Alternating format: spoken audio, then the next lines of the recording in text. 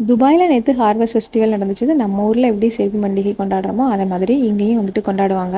Harvest ஃபெஸ்டிவலுக்கு கொஞ்சம் cook பண்ணி எல்லாம் எடுத்துட்டு போணும். ஸோ, அதுக்கான திங்ஸ் எல்லாம் வாங்குறதுக்காக முந்தின நாள் நான் ஷாப் போயிருந்தேன். வரதுக்கே லேட் ஆயிடுச்சுது.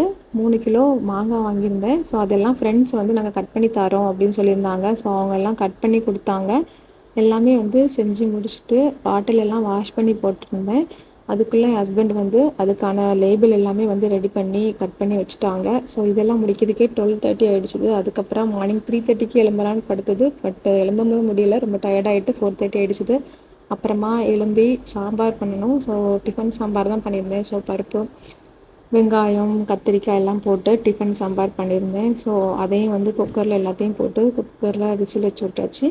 மீன்வாயில் வந்து பணியாரம் வந்து பண்ணணும். ஸோ பணியாரத்துக்காக மாவெல்லாம் முந்தின நாளே அரைச்சி வச்சுருந்தேன்.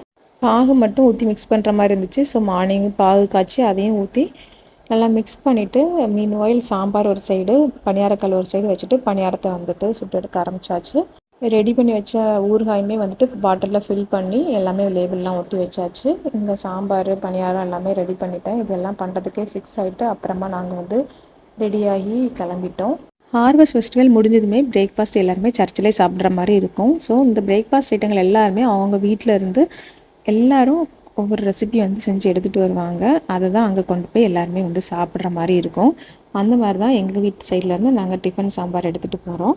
அண்ட் இந்த மேங்கோ பிக்கிள் அண்டு பணியாரம் இருக்குது பார்த்திங்களா, இதெல்லாம் வந்து சேல்ஸில் வைப்பாங்க. சேல்ஸுக்கு வந்து அந்த பிரேக்ஃபாஸ்ட் முடிஞ்சதுமே இந்த லஞ்சு வரைக்குமே வந்து ஸ்டாலெல்லாம் நிறைய வச்சுருப்பாங்க. ஸோ அந்த இதில் எல்லாருமே வந்து சேல்ஸ் பண்ணுவாங்க. ஒவ்வொரு ஸ்டால் வச்சு அதில் வைக்கிறதுக்காக தான் அந்த 2 ரெசிபியுமே நான் எடுத்துகிட்டு போகிறோம்.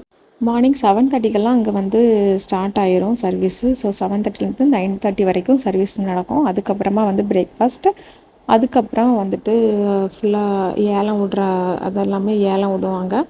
ஏலம் விடுறது வரைக்கும் அங்கே வந்து ஏலம் எடுக்கிறவங்க ஏலம் எடுப்பாங்க. அப்புறம் ஸ்டாலில் ஏதாவது வாங்கணுன்னாக்கி ஸ்டாலில் நமக்கு தேவையானதெல்லாம் வாங்கிக்கலாம். இதுக்கு வந்து டோக்கன் வந்து வச்சுருப்பாங்க. நம்ம அந்த டோக்கன் வந்து காசு கொடுத்து வாங்கிக்கணும். ஒவ்வொரு ஸ்டால்லையும் வந்து நம்ம டோக்கன் கொடுத்து நம்ம அந்த ரெசிபி வாங்கிக்கிற மாதிரி இருக்கும். இந்த மாதிரி ஃபேமிலிஸாலாம் வந்துட்டு லைவ் கிச்சன்லாம் நிறைய பேர் வச்சுருந்தாங்க. அதுக்கப்புறம் நல்லா கிட்ஸுக்கெல்லாம் கேம்ஸ் வச்சுருந்தாங்க. அவங்களுக்கு நல்லா ஃபன் பண்ணுற மாதிரியான கேம்ஸு. கேம் வின் பண்ணுறவங்களுக்கு வந்து ப்ரைஸ் கொடுப்பாங்க. ஒவ்வொரு கேமே வந்துட்டு நம்ம வந்து விளையாடணும். அதுக்கும் வந்து நம்ம பே பண்ணி விளையாடுற மாதிரி இருக்கும். லஞ்ச் பார்த்திங்கன்னா சர்ச்சிலேருந்தே ப்ரொவைட் பண்ணுவாங்க. வெஜ் தனியாக, நான்வெஜ் தனியாக, யார் யாருக்கு எது வேணுமோ அதை சாப்பிட்டுக்கலாம்.